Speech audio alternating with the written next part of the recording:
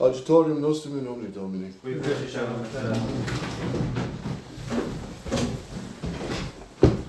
We continue this study on the relation of church and state according to the Catholic doctrine. And I remind you the dogma of the kingship of Christ is a theological opinion, a de fide pronunciation, or a dogma of the faith. Dogma of the faith. It's a dogma of the faith. So what happened in the United States and in the Western countries? How is it that this dogma got swept under the rug and replaced by heretical ideas such as Separation of churches. Yeah, how is it Catholics swallowed all this? Maybe that's why we don't have many martyrs. Maybe that's why Catholics are apostatizing with Vatican II, which proclaimed Christ really is not king anymore. They uncrowned him, as Archbishop Lefebvre so well demonstrates in his book. They have uncrowned him. How many of you have actually read that book? Okay. All right. So, starting today, this is November 10th.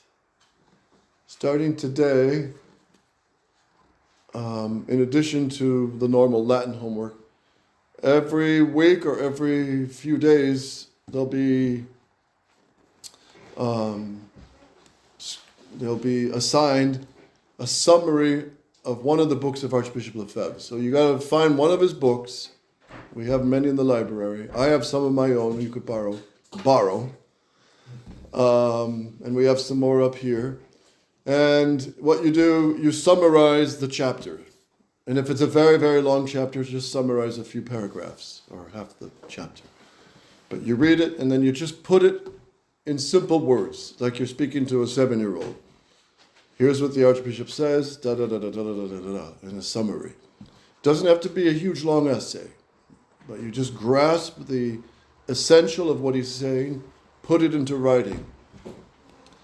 And this will help in many ways. But so this will be the first assignment. So today, sometime go grab a book, or you could ask me to borrow one of Archbishop Lefebvre's, and they have uncrowned him. I should order a few more of those. Yes? I have a couple of his books if they want to borrow them. Okay. So, and then what you do, so the first, today is Monday, so this will be due on Thursday, is the summary of the first chapter of the book. And that includes the prologue, because Archbishop Lefebvre wrote the prologue for They Have Uncrowned Him and some other works. Another work that will be included in this, and I have it, is Peter, Lovest Thou Me? That is one that Archbishop Lefebvre heavily backed and promoted. I have that one too, if you want to borrow it. It's very good, by Yves Leroux. Not Father Leroux, the one that destroyed Winona and the new seminary with his liberalism, but another Leroux. Daniel Leroux was the one who wrote it, not Yves. Yves is the liberal priest.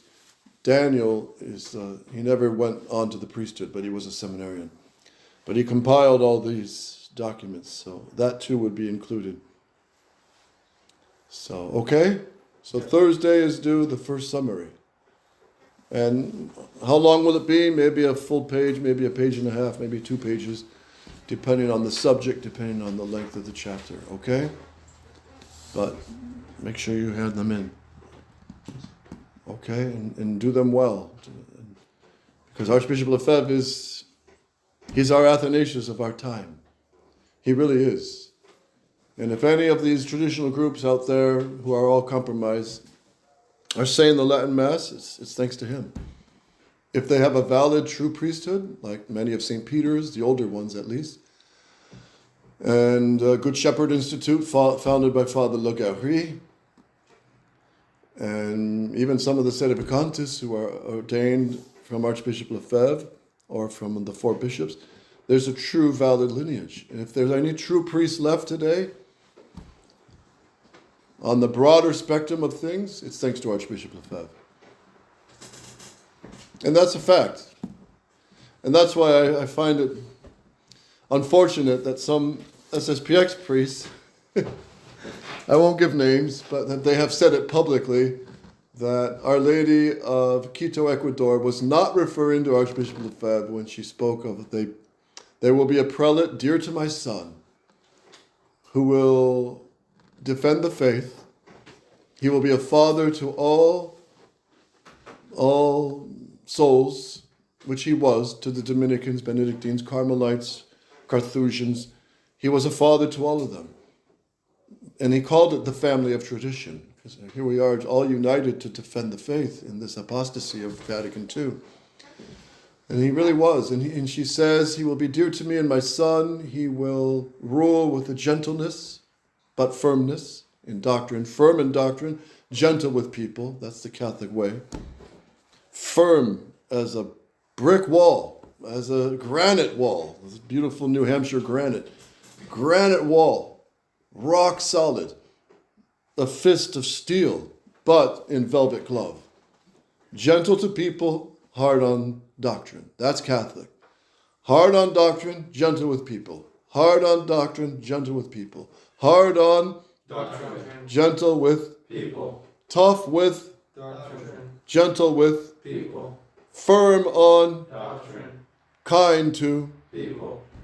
Liberals are the opposite. Soft on doctrine, cruel to people.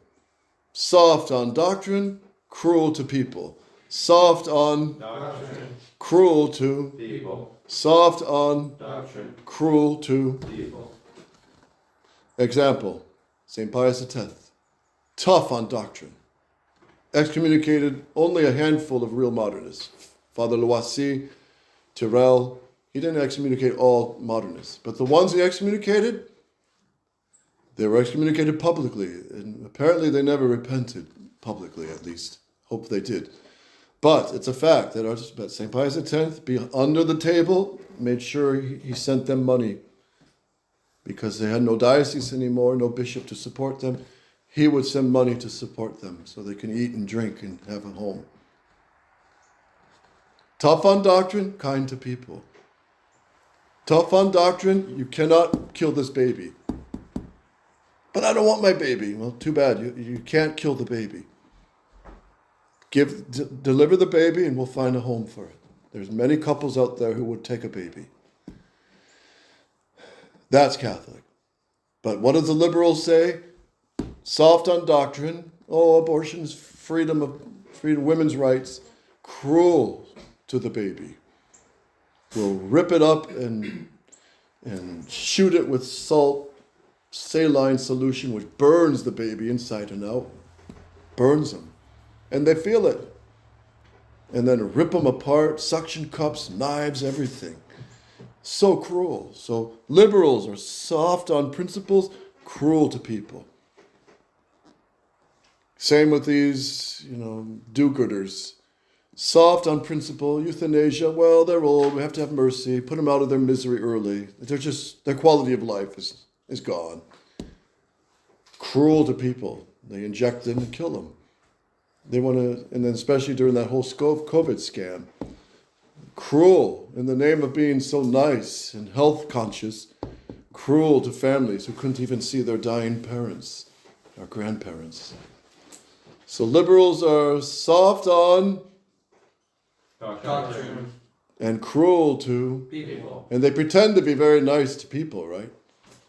It's like modernist Rome right now. Everyone is open, everyone's welcome, and what's his name?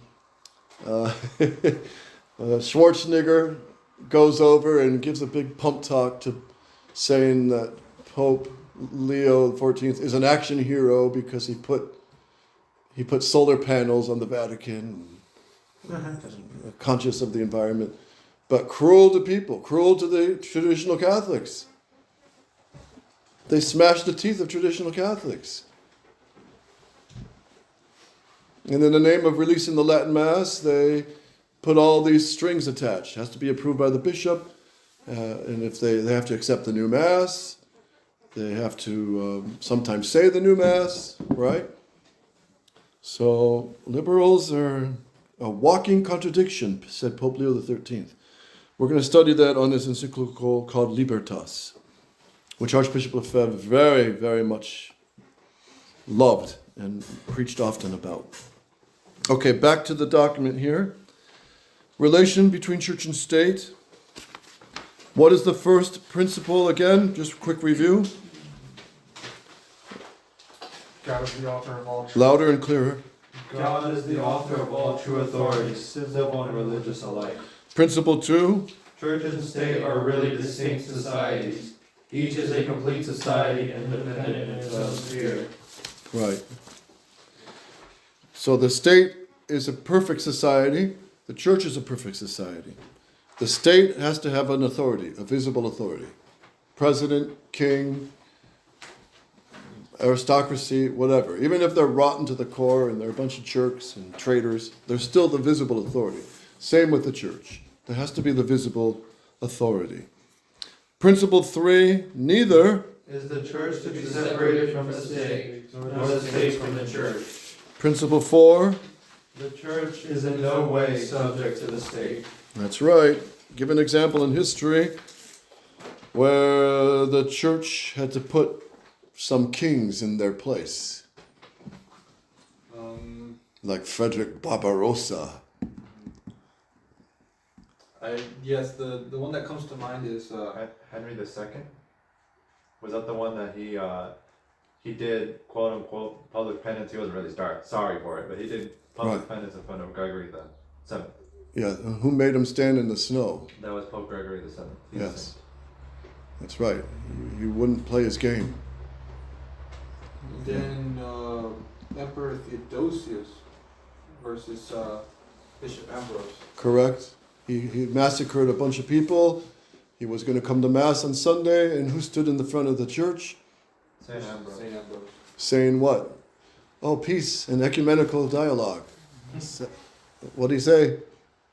Something to the effect of, you won't step 1 foot closer to this church until you do public penance for your sins. That's right. If the bishops did that with Biden, things would be different. But they were giving him communion, and those priests will probably burn in hell, and bishops, unless they repent. 5. The state ought to be subordinate to the church, negatively and also positively, though indirectly. Okay, so you see, Catholicism, the truth, is not always the church and state are together one, absolutely, like one entity. That's not true. Nor are they totally separate. That's not true either. So you see, the truth often requires, you got to make distinctions. Right? And then you see that always through St. Thomas Aquinas. Always distinction. Formally, yes. Accidentally, no. Objectively, yes. Subjectively, no. Or subjectively, yes. Objectively, no.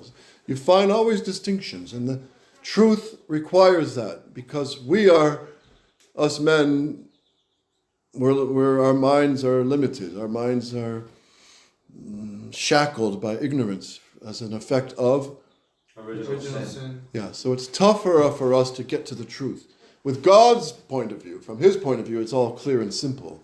And God is simplicity itself. But for us to come to the truth, we often have to make distinctions, and this is where often error comes in. The failure to make the right distinctions. And error often comes into there. So you can see how on this doctrine of church and state, you can easily err. No, there must be an absolute separation because they're perfect societies. Well, or no, the church must dominate over the state and be one entity. Well, that's false also. You see? So here it is. Principle 5, the state ought to be subordinate to the Church. negatively and also positively, though indirectly. Let's quickly go through this again. What negatively means, Tony? Which consists in not impeding men from their obedience to the church in all things, which she declares necessary to attain the supernatural end. Give an example. The state cannot do what? Forbid the sacraments. Right. The state can't forbid you to go to church. or set the times for mass. Like, you Oh, can yes. only go to mass at between 9 and 10. Oh, exactly. Yeah, that's right. Yeah, we had a real test with this just a few years ago. I think it's a taste of what it will be like under the Antichrist. 2, positively, meaning what, Tony? Many temporal things, although per se, are not ordained to a spiritual end, nevertheless can positively contribute to obtaining this end, either as necessary means or as very useful helps. But men who have the right to attain the ultimate end have the right that the means be at hand. Therefore, the civil society must provide for its subjects all helps which are useful or necessary as judged by the church. Yes. So the state must enable priests and religious to be able to found their schools to teach children the way to heaven and not interfere and not overburden them with taxes, for example. And then not directly, but indirectly. Andres, not directly. Since Christ did not formally confer upon Peter a civil power, but only a religious power, the state remains independent from the church in all things which pertain to the temporal end alone. Yeah, so the state's business is the temporal things, such as, The Education and use. yes, But but that's where church and that's a state- mixed question, but the state does have a little role in it to enable it. But like, I guess, like roads. Roads, prisons, jails, public executions. The church never did public executions. right. This guy I talked to on the plane, pray for him. He nearly had a heart attack when I mentioned, public execution it is a teaching of St. Thomas. He nearly had a heart attack. But I had to explain to him, but the church never does public executions. She never did, never will. Who does the public executions? The state. The state. And only the state has that authority to do it. But does she have the authority to do it? Yeah. Yes. And if it's a fair trial and the person's found guilty and it's a serial killer, can the state put them to death? Of course. Yes. Yes. Can the state decide life imprisonment? Yes. Yes. So would it be improper, Father, for the Pope to one day wake up and say, I had a revelation, and in that revelation I was told that everywhere on the roads there has to be the number 75 because number 75 is symbolic. And for that to be binding on all. Oh, you mean the church dictating on highways what's put? Yeah, like if the Pope Oh, wakes I see. up, yeah, and it says, I've had a dream, and, for example, something stupid, there should be number 75 on all the roads, big billboards. Are we Well, required to obey that? There would be definitely a meeting between the authorities of the state and the bishops and the church saying, is your Pope taking some wrong medicines? And they would determine between themselves, look, this is just not reasonable. Who's going to pay for all these signs? Who's going to pay for the paint? Behind all these things is huge expenses, right? Yeah. And that's why New Hampshire and Vermont have beautiful roads. Because the state wants the business of skiers in the winter. So we have really good roads. And in the winter, they're quickly plowed. So it's really, yes. Father, so how does the Swiss Guard play into this though? Because from what if I understand correctly, the Pope, he's a spiritual ruler, but he is a temporal ruler as well. Yeah. So if he can have his own army, then Principle of self-defense. all right, I see. He has a right to defend his territory, which used to be almost all of Italy. And it was lands freely given by people to the Pope. They loved the Catholic Church, they loved the papacy. Take my lands, build a monastery on it, and pray for me and my family till the end of the world. Those were the deals. And the Pope has a right to defend his property and his person. So that's what it was about. I see. But obviously in the Franco-Prussian War and further wars in World War II, they stole the property. They literally stole the church property. Stolen. And all that's left now is this Vatican City, which is its own country. That's it. It's got a big white mark around it, painted. Yes.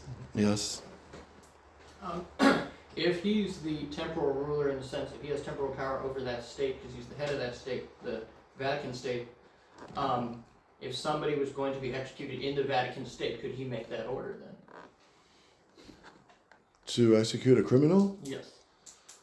I suppose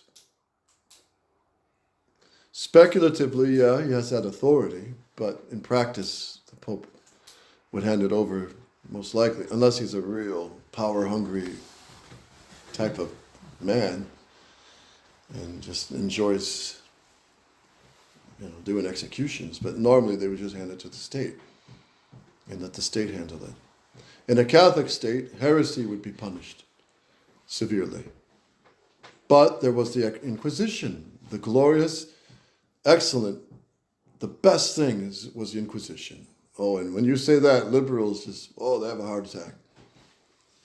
Because they believe all the lies about the the Inquisition. But there's some very good works defending the Inquisition, and only in the last, 10, 15 years, they actually are going through the books of the inquisitors who recorded everything in these court cases. And they're discovering they were not only so fair, but extremely merciful. Such as you're going to be in prison. The heretic had to be held in prison until the trial was over and then see what his decision will be.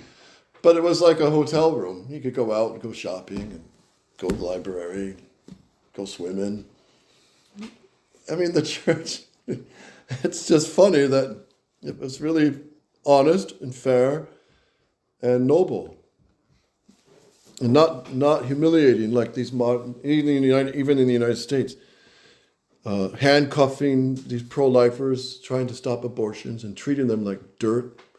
One lady I know was put in an ice-cold cell, and another priest who was leading the rosary procession at the abortion clinic, he was in the cell next to her, and they put the temperatures down, and they were freezing, and they could hear each other through the wall, and they were praying the rosary together. And they had their hands and feet dragged them. This is a U.S. in Ohio. Ohio, one of the jails in Ohio. The police dragged them down. Their heads were banging on the steps as they dragged them down to their jail cell. So, that's just an average American jail center. And they accused the Inquisition of being cruel. And the Inquisition never put to death anybody. They just said, this person is a heretic. He will not he will not recant his heresies publicly. He won't agree to stop teaching. We hand you to the state.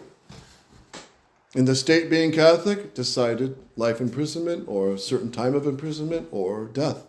But it was the state who handled that. But they understood heresy was the worst danger. Right? Mm-hmm. But in liberalism, heresy is no big deal. You have your right to hold heresy and spread it. You have your right to... But in a healthy Catholic society, you don't. And that's sane. We're so insane now that it doesn't fit our liberal minds that the state could kill someone over heresy. But that's how far gone we are in the modern world. Just gone. Yet, they're certainly all meticulous about asbestos in the schools, right? They shut down schools, clean out the asbestos. They have to have, $1 million suits and plastic hung up everywhere to pull out the asbestos so nobody gets any contagion. And the fire code in these public schools are all super high tech to protect the children from any contamination of maybe a fire or bad air. But they rot them to the core with the bad contaminated air of filth and liberalism and evolution and atheism and woke, right? All right, so back to this. So negatively, we saw the state cannot impede the church's action. Positively, she should be helpful to help men obtain heaven, indirectly at least. Not directly, though, since Christ did not formally confer upon Peter a civil power, but only a religious power. The state remains independent from the church in all things which pertain to the temporal end alone. But indirectly, the state is under the church. Andres?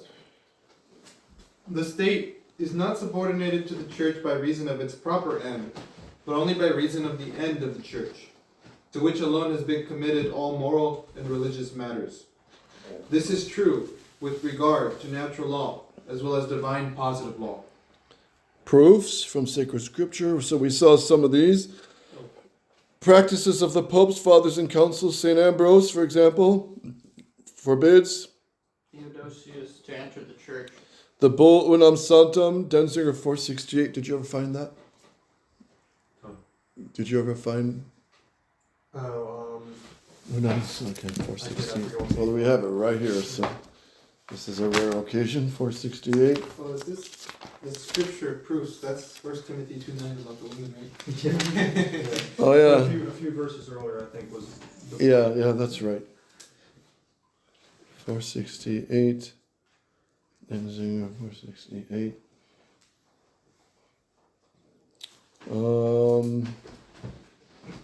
No, this is not Unam Santum, so this is also off. So Father Gersbacher, he must have been sleepy from from doing mass circuits. St. Thomas Aquinas, Secunda, question 60, Article 6, ad tertium, summarized, the secular power is subject to the Spiritual, as the body is to the soul. The indirect power of the church. The indirect power of the church. What is this? Even though the church and state have their own distinct spheres, they are not so sealed off from each other so as to have no relationship interconnecting them. Pay attention, this is very important. Or that they have not the slightest need of each other. So yes, they're perfect societies, but they're not, floating on their own. Since religion contributes indirectly to temporal happiness and vice versa, temporal happiness contributes indirectly to religion. Material goods is a help, though indirectly, to the sanctification of souls and eternal welfare. It is to the advantage of the state and church that there be a Harmonious cooperation. that there be a Harmonious cooperation. that there be separation, No. but harmonious cooperation between church and state? Yes. Yes. And this greatly benefits society.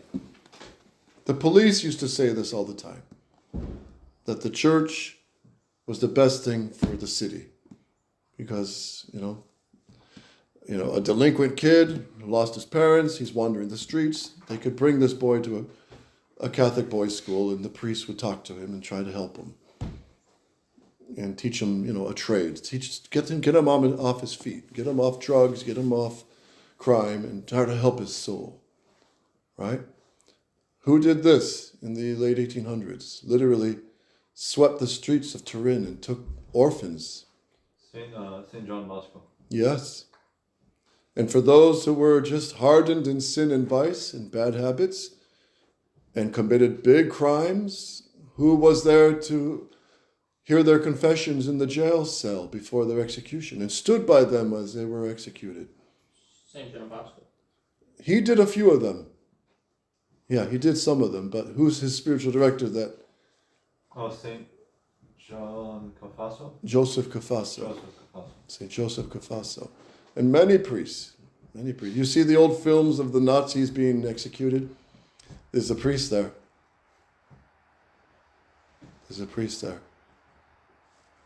So imagine being that priest, being assigned as your duty to be the priest to take care of criminals at execution. That'd be tough to witness, wouldn't it? It would take a special spine to deal with that. But it's the love of souls. Moreover, it is impossible in the concrete real life to separate the spheres, church and state, absolutely, as one is able to in an abstract fashion, since the unity of the living subjects who enter into politics, medicine, education, or religion prevents such mental division. So in your mind you can separate church and state, but in real life they're not separate. And even now, in our country of so-called separation of church and state, there's no separation of church and state. The Jews own the country. They run the government. They make the laws. They run the media. They really do. And it's not some hidden conspiracy. They boast about it. And the proof that they have the American politicians in their glove, in their pocket, is the American politicians fly to Israel and do what? Oh. The wall ritual. Yarmulke, touch the wall, and they have to sway back and forth and bow their heads, right? Mm-hmm. So who owns who? Is there separation of church and state really in the United States? No. It's called the synagogue and the U.S. government. That's what it really is. But everybody believes, oh, we got separation of church and state. It's so great. No, they don't. They don't. It's a facade. It's a lie. So, church and state necessarily, bottom of page 114, church and state necessarily have an indirect effect on one another in areas that are of mutual concern, that is, in Mixed affairs. the same concrete things or actions may have simultaneously several aspects to them. Thus, what? Marriage between baptized persons. Produces supernatural effects that are Sanctifying grace and indissolubility. sanctifying grace, that's obvious. What's indissolubility? That the bond can never be broken. Yeah, unable to be dissolved. And natural effects, obligation of living together, supporting and educating children, or the rights of inheritance, etc. So here, in marriage, you got supernatural effects, but you also have natural effects, which deals with the state. The kids have to be educated. The mother and father must live together. So they have to have a pension, or somehow the financial thing must be settled. The rights of inheritance involves decisions of the state, right? When the grandparents die, who settles the disputes, right? Each aspect is directly subject to the power of the church and the power of the state. In other areas, the same thing happens as when the church passes judgment on the moral aspect of the economic sphere. For example, has a man the right to a living wage? Has a union the right to strike? A working union? Or in the political sphere, in which are often found erroneous philosophies such as Communism. So, communism may become very popular, which it is now among the liberal universities in the United States. They're pushing communism like crazy. But the church has always said what? Condemn communism. Condemned communism as Intrinsically evil. intrinsically evil, which is huge, huge statement. The church has also condemned socialism. The church has also condemned other aspects of economics and government that touches political sphere and economic sphere. So the church has some power over temporal matters, insofar as those affairs have a definite connection with spiritual welfare. The opposite has been condemned, namely that the, quote, this is Syllabus of Errors number 24. the church, this is condemned, quote, the church has not the power of using force, nor has she any temporal power, direct or indirect. That's condemned. So the opposite is true, which is what? Anybody? The church has the power of using force, and she does have temporal power, but indirectly. Right? And direct. And direct? Yeah, for those under her. Oh. So give an example of the church using her power to punish heretics, for example. Excommunication. Yes, she can do that. And then also, this fasting and abstinence falls under here, no problem, in regards to temporal power, because it affects the I guess you could say the temporal well-being of man, in a certain sense. Yeah, it doesn't directly involve the state, though. Oh, yes, it does. Questions of the state. How many of you have seen the movie Becket? On St. Thomas Becket. No, It's quite a good film. Not flawless, but it's quite a good film. And it shows the traditional excommunication scene. When Saint Thomas Becket declares the king excommunicated. And then all the monks, they have all huge candles, and all of them, the candles are burning, like 5 foot tall candles. And then all at the same time, they turn it upside down and put it on the ground and snuff it on the marble floor. And it's quite a scene. But that's an example of the church does have direct temporal power. Since each has independence of its own sphere, conflicts will be resolved not by appeal to power, but to, that is, to the society with the nobler nature and goal. This, underline here, so it's important. This does not mean that the other society becomes subject or subordinate to the nobler society, but rather that it gives precedence to the rights of the other. So 2 consequences of this. A, Michael? The state may not, with absolute disregard for the church, lay down laws on mixed affairs.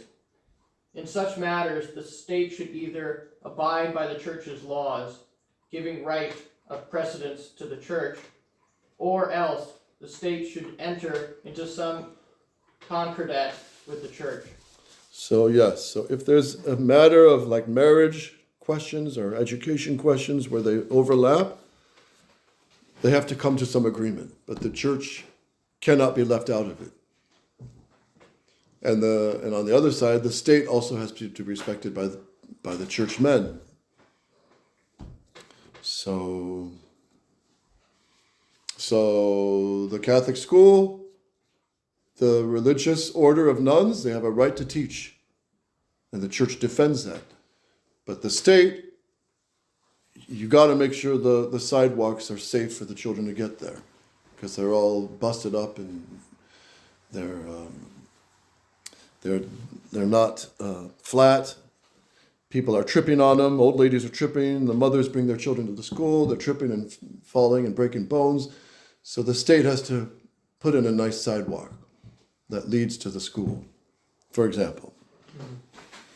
So 2 consequences. The state may not, with absolute disregard for the church, lay down laws on mixed affairs. B, Michael, the church must not become enmeshed in politics, nor in the administrative affairs of any government. But the church can declare when laws are injurious to religion, that they do not bind in conscience, or that they must not obey them. Or it can level spiritual punishment like excommunication against such rulers. That's right. So name a law that is passed by the government that the church says you're not bound to follow or support this.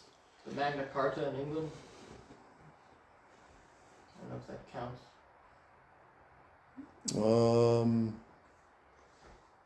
That was more, I guess, the state saying that, or the church saying the state didn't have the power to say that.